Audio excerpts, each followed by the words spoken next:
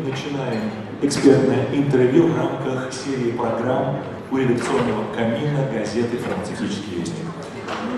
Название рубрики у редакционного камина предполагает наличие самого камина, так что давайте представим, что здесь вот где-то что-то полыхает, слегка потрескивают дрова. Дров, правда, мы добавить в огонь не можем, зато можем подбавить жар. На время я стану ведущим этой рубрики и, можно сказать, внештатным корреспондентом издания. Вместе со мной на сцене Полина Звездина, обозреватель газеты «Фармацевтический вестник», и гость нашей сегодняшней импровизированной студии, генеральный директор компании «Эрфарм» Василий Игнатьев. И давайте начнем наше сегодняшнее интервью с очень злободневного вопроса. Это новость прошлой недели, чрезвычайная ситуация в Москве, в институте Гельмгольц, когда 8 пациентов получили осложнения по зрению после применения препарата Авастин. Как мы знаем, в Российской Федерации препарат Авастин фасуется на производственных линиях компании Артат, которая является частью группы компаний Эрфарм. Василий, что произошло? Ваша позиция, взгляд на эту ситуацию? Во-первых, всем доброе утро и всем хорошей конференции. Спасибо большое организаторам за приглашение и спасибо большое Фармвестник ТВ за возможность выступить с этим интервью, тем более в таком необычном формате.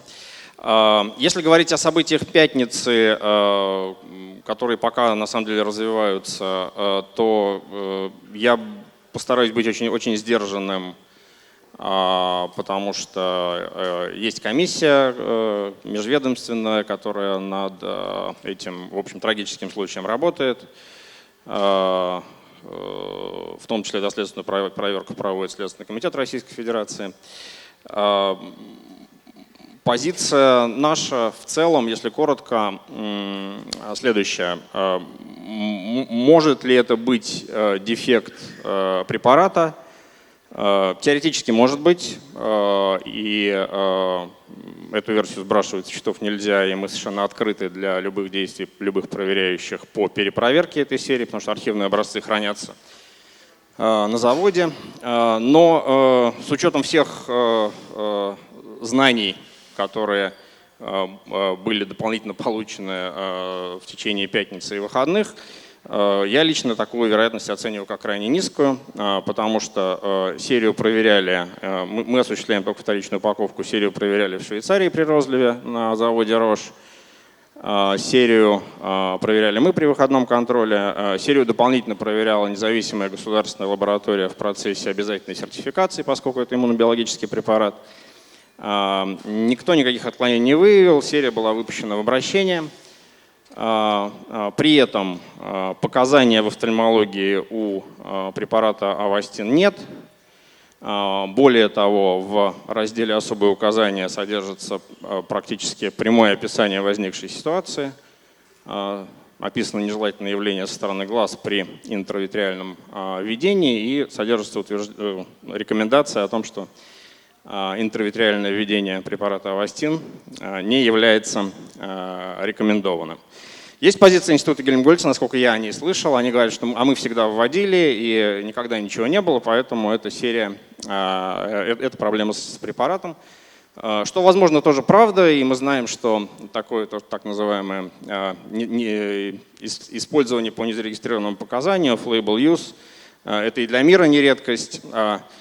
Но здесь можно сказать только то, что появившиеся предостережения, они не случайны, и в период 2007-2008 года, мне точнее сложно сказать, в Канаде была ровно такая же ситуация. 25 случаев тяжелых побочных эффектов в офтальмологии на одной серии препарата. При этом при применении этой серии препарата по основным показаниям в онкологии никаких проблем не выявлено, при анализе серии проблем не выявлено, из чего был сделан вывод, что препарат может вести себя непредсказуемо, и появились письма обращения компании Рош регуляторам по всему миру, в том числе и Росздравнадзор Российской Федерации, и письма офтальмологам, и соответствующие предостережения в инструкции. Поэтому На данный момент мы считаем более вероятным то, что произошло именно вот описанное в инструкции, описанное в научной литературе нежелательное явление, которое в том числе может быть и серийным. Если проследить за историей развития компании Эльфарм, можно заметить, что некоторые препараты вы покупаете, ну, например, на американском рынке в том числе, да, а некоторые берете только для продвижения. То есть я сейчас не беру препараты, которые приходят к вам на локализацию, а именно вот какие-то иностранные препараты. Чем обусловлен выбор, какие вы берете на продвижение, а какие покупаете? Ну, во-первых, наверное, правильнее будет сказать, что это зависит от совокупности факторов. Это зависит и от конкретного рынка, о котором мы ведем речь, и от конкретных переговоров с потенциальным партнером, продавцом прав или лицензиатом. В целом, естественно, там, где у нас развернут полностью блок фармацевтической компании, включающий исследования и разработки, включающий производство, продвижение, регуляторику, как, например, в России и в ряде других стран, мы, естественно, стремимся загрузить эти модальности максимально полно. Естественно, мы заинтересованы в том, чтобы получить наиболее полные права на препарат, включающие там, завершение исследований, если необходимо, регуляторную подачу, регистрацию, производство и продвижение. Так бывает не всегда, и иногда препараты, которые нам очень интересны для портфеля, оригинатор нам говорит, что вот там производить, пожалуйста, а продвигать не дадим. Или продвигать дадим, производить не дадим и так далее. Соответственно, из этого и складывается портфель, и ситуация для каждого рынка, для каждой терапевтической группы, она конкретна. Спасибо. Компания Эльфарм, в общем-то, начала свое развитие как классический дистрибутор, но классический в узком сегменте, а именно в сегменте госзаказа. Компания начинала как импортер, потихонечку стала брать продукты в продвижение. После этого компания пошла в производство и сегодня, по сути, является полноценным производителем лекарственных средств. Однако акцент, а именно работа в госзаказе, остается ключевой компетенцией компании. В последнее время в рамках фармацевтической отрасли достаточно сильны тенденции, скажем так, огосударствливания госзаказа. Это и создание компании Nacembio как единого поставщика в области иммунобиологических препаратов. Это и попытки той же самой компании стать единым поставщиком по поставкам препаратов для лечения ВИЧ и гепатитов. Как в текущих меняющихся и турбулентных условиях чувствует себя компания, как выстраивается взаимодействие с дочерними структурами группы Ростех, поставляете ли вы что-то компании Nacembio или наоборот, может быть, покупаете что-то у них в рамках своей текущей операционной деятельности? Спасибо. Ну, прежде всего, я бы хотел сделать одно уточнение. Мы не определяем свой рынок как рынок госзаказа. По простому критерию госзаказ – это способ покупки. Например, в случае смены этой парадигмы в нашей стране, например, при переходе к страховому механизму закупки, соответственно, и механизм финансирования может измениться. И тогда вдруг неожиданно мы окажемся не в сегменте госзакупок, а где-то еще. Тот же пример и касается и международных рынков, где мы, в общем, занимаемся похожими линейками продуктов. Там почти в каждой стране своеобразная система закупок, и она далеко не всегда гос, как в тех же Соединенных Штатах, например. Поэтому мы свой сегмент определяем как госпитальная специализированная помощь, и в нем компания создавалась как дистрибьютор, в нем продолжает развиваться уже теперь как полноценная фармкомпания, и это достаточно сознательный выбор. Мы считаем, что мы эти терапевтические области достаточно хорошо понимаем. Если посмотреть по миру, на нашу деятельность, то как в России, так и за рубежом она практически полностью сконцентрирована на сегменте госпитальной специализированной помощи. За одним небольшим исключением, в России мы допустили эксперимент и создали в прошлом году подразделение, которое занимается продажей препаратов рецептурного отпуска, но для амбулаторно-поликлинического сегмента, так называемый primary care. Это, если хотите, такой эксперимент, попытка шагнуть в сторону, сейчас в частности связанная с тем, что в процессе приобретения интересующих нас активов для госпитальной специализированной помощи в нашем портфеле оказалось несколько препаратов для поликлинического использования. Мы решили не сидеть как собака на сене, а попробовать их попродвигать и попродавать. Если говорить о второй части вопроса о государствлении госзакупок, мы, в общем, в целом для себя здесь большой угрозы не видим, потому что, ну, это, в конце концов, решение государства, кто должен осуществлять закупки тех или иных препаратов, должно это быть Министерство здравоохранения, или раньше у нас, там еще несколько лет назад была федеральная служба, не помню точно, как она называлась, но она была, да, и она отвечала за закупку, она была подконтрольна Минздраву. В каких-то областях это могут быть какие-то другие структуры. Для нас определяющим является тот портфель, который мы сформировали и формируем, и то по возможности уникальное предложение, потому что дженерики в портфеле у нас есть, но все-таки это не элемент стратегии, это элемент именно такое дополнение портфеля. Те оригинальные препараты, которые у нас есть собственные или препараты наших партнеров, мы считаем, что они необходимы здравоохранению, врачам, пациентам при любой системе закупки. Соответственно, они будут востребованы кем угодно, будь то Нацинбио или какая-то другая структура. С учетом той специфики, которая сейчас, вернее, того мандата, который Нацинбио получил на данный момент, это препараты крови, это определенная часть вакцин национального календаря, а также препараты для лечения туберкулеза для системы Федеральной службы исполнения наказаний и, возможно, в перспективе ВИЧ-препараты для той же системы. У нас пока взаимоотношений с ними не было, потому что не было у них такой потребности, соответственно, не было поставок с нашей стороны. Если с момента, когда будут закупаться ВИЧ-препараты для Федеральной службы исполнения наказаний, у нас есть несколько позиций, которые уникальны, которые для формирования лечебного коктейля, там используется коктейль, как все знают, нужны, и без них обойтись сложно. Соответственно, эти отношения возникнут, будем поставлять, не видим в этом никакой проблемы. Насчет того, покупали ли мы что-то у Нацинбио не покупали, наверное, покупаем что-то у Микрогена для дистрибьюторской составляющей бизнеса, но я сейчас вот не готов точно сказать, в каком размере и в каких масштабах. Но да, Микроген, как один из поставщиков, у нас в портфеле дистрибьюторской части бизнеса есть. Я бы хотела уточнить по оригинальным препаратам компании, в том числе те, которые вы продвигаете, и меня конкретно интересует препарат Биодайм. Я бы хотела узнать, каким образом и кто подавал заявку на включение в ЖНЛП именно сочетание препарата Пертозумаб и Трастазумаб.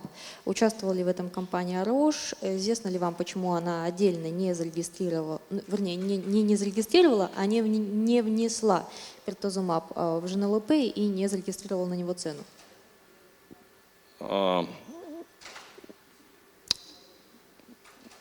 Действия компании Roche мне комментировать сложно, потому что препарат Биодайм регистрировали мы и подавали его на включение в ЖНЛП мы. То есть это как раз тот случай, когда мы являемся держателем регистрационного удостоверения. Да, уточнение. А вопрос о регистрации Перьеты перед вами вообще ставился или сразу было понятно, что его зарегистрирует Roche и он же будет заниматься его продвижением?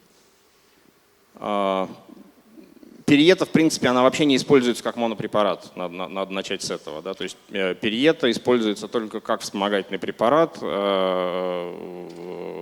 в комплексной терапии с участием трастузумаба. На тот момент оригинальный препарат был один, герцептин компании Roche. Соответственно, поскольку процесс регистрации достаточно длительный, и решение было принято регистрировать его в виде набора, потому что переезд сама по себе смысла не имеет. Что создало известную всем достаточно интенсивную, можно сказать, скандальную ситуацию после регистрации первого биоаналога трастузумаба, которая, в общем, каким-то образом, я думаю, что в ближайшее время разрешится. Я не уполномочен рассказывать все детали, все предварительные договоренности, но мы в целом готовы рассмотреть, в случае, если договоримся с Рош, мы готовы рассмотреть возможность лицензионного соглашения по препарату периета и представлению уже периеты как монопрепарата на российском рынке также. То есть вы с Рош договариваетесь, не с Биокат уже никоим образом? О чем? С Биокатом мы можем договариваться. То есть периета принадлежит Рош. У Биокада ее нет, поэтому, соответственно, ну, то есть трастузумаб у нас есть от Рош, соответственно, зачем нам биокадовский? Ну, как-то так. Итак, компания Airfarm, ну, по сути, за годы своего существования показала, ну, такое всеобъемлющее лидерство в тех сегментах, в которых компания работала в Российской Федерации. У общественности на рынке возникло ощущение, что компании стало немножечко тесно в России, что для того, чтобы мобилизовать какие-то свои амбиции, компании нужно выходить за пределы российского фармацевтического рынка. И те действия, которые компания предпринимала последние годы, это покупка заводов, покупка действующих предприятий, портфелей, выход на серьезные мультинациональные клинические исследования, привлечение в команды на территории Европы и США топ-менеджмента с колоссальным опытом из глобальных международных фармацевтических компаний. Говорит о том, что компания нацелилась на некое место на глобальном фармацевтическом рынке. Так ли это? Какие планы и для чего компании это нужно? Ну, последовательность была на самом деле немножко другой. В процессе работы над своим портфелем для России мы путем собственных исследований и разработок частично путем приобретения активов получили права на ряд перспективных лекарственных средств, которые пока все сейчас до сих пор еще находятся в стадии клинических исследований, ни один из них до рынка не дошел. Но по ним у нас есть права на международные рынки, в том числе права мировые. Еще раз говорю, брали их и делали мы их для России, для того, чтобы дополнить свой портфель здесь и упрочить свое лидирующее положение в определенных терапевтических направлениях. Но оказалось, что у нас вот есть такие достаточно интересные активы, которые можно и нужно коммерциализировать за пределами России. Можно вопрос по ходу? Вот взяли эксклюзив на международные рынки, делаем клинические исследования. Это ведь колоссальные инвестиции. Можно ли в общих чертах определить те суммы инвестиций, которые делает компания в целях выхода на международный глобальный рынок? Давайте про это сейчас тоже скажу. Естественно, на моменте сделки мы, поскольку нашей целью никогда мир не был, мы смотрели только на Россию, мы, соответственно, и ценообразование сделок имели в виду российское, скажем так, да, с учетом того, что Россия там, в лучшие годы до девальвации составляла там, чуть менее 3% мирового фармацевтического рынка. Но права на некоторые молекулы нам достались примерно за те же деньги. То есть, ну, условно говоря, нам говорили, что вот мы вам готовы отдать Россию, но там доплатите совсем чуть-чуть, там процентов там, 10, 15, 20, и получите весь мир, а иначе отдельно Россию мы вам не отдадим, потому что мы не хотим дробить территориальные права, нам это слишком сложно, с юристами работать и так далее, вот там все или ничего. И таким образом, естественно, тот портфель, который мы его сформировали на моменте приобретения активов достаточно, как мы считаем, эффективно и относительно дешево. Другое дело, что доведение его до рынка, конечно, стоит сотни миллионов долларов, это несомненно, но это растянутые во времени инвестиции, и мы рассчитываем на то, что первые препараты, которые подойдут к рынку, позволят нам дальше финансировать последующие. Ну и размер этих международных инвестиций – это одна из причин того, что Мы впервые в своей истории прибегли к системному банковскому заимствованию, и в прошлом году, ровно год назад примерно, получили одобрение наблюдательного совета Внешэкономбанка на выделение нам достаточно большой кредитной линии, 14 миллиардов рублей, из которых львиная доля идет как раз на исследования и разработки и как раз на международных рынках, не российских. Если вернуться на секунду к стратегии, стало ли нам тесно? Нет, в России нам тесно не стало, мы Россию ценим, любим и хотим здесь продолжать быть лидером или одним из лидеров в тех направлениях, в которых работаем. Другое дело, что получив вот эти международные активы, мы стали выстраивать инфраструктуру на международных рынках, в том числе в США, в Германии, производственную, коммерческую, логистическую, исследовательскую и регуляторную, для того, чтобы когда наши препараты подойдут к рынку, а мы рассчитываем, что это конец 2018-2019 год, с тем, чтобы эта инфраструктура там у нас была, и мы не оказались в ситуации, когда мы обязательно должны права на эти рынки продать или уступить кому-то, а получим возможность позаниматься этим и сами. Собственно, с этим было связано дальнейшие действия по приобретению активов за рубежом и созданию структур за рубежом. Сколько это рынков и какое хотя бы количество препаратов, над которым вы работаете сейчас? Портфель препаратов в исследованиях у нас порядка 30 суммарно, из них примерно половина на половину, то есть там сложно сказать точно, но половина взята в лицензию или купленная, половина результаты деятельности собственных исследовательских групп. Рынки мы не считали, но перечислить их так, если бегло, можно. Это Северная Америка, прежде всего США и Канада, это Евросоюз, это Турция и страны Ближнего Востока и Северной Африки. Ну и, естественно, Россия и бывший СССР. Ну, как раз вопрос про Турцию. Как стало недавно известно, снова там возобновилось строительство. Можно немного подробнее о том, как давно оно возобновилось, что конкретно там сейчас происходит, какие теперь сроки и какие теперь деньги? Возобновилось совсем недавно, собственно, движение по турецкому проекту возобновили совсем недавно после всем известных событий, связанных с нормализацией отношений между двумя странами. В настоящее время у нас получено разрешение на строительство, проведен первый цикл, проведены работы по нулевому циклу. Сейчас идут работы по уточнению проекта и разработке окончательной проектной документации в формате рабочей, так называемой документации. И, соответственно, активное строительство начнется до конца года. Общий размер инвестиций, там проект многоэтапный, но общий объем инвестиций на первую очередь проекта рассчитан в сумме 30 миллионов евро. Спасибо. Ну что ж, в рамках нашего сегодняшнего формата можно сказать, что дрова в камине догорели, пора угли разгребать. Большое спасибо Василию Игнатьеву. Напомню, сегодня в гостях в рубрике «У редакционного камина» газеты «Фармацевтический вестник» был генеральный директор компании «Эрфарм» Василий Игнатьев. Смотрите нас на сайте farmvestnik.ru. Спасибо большое, Полина и Юрий. Спасибо.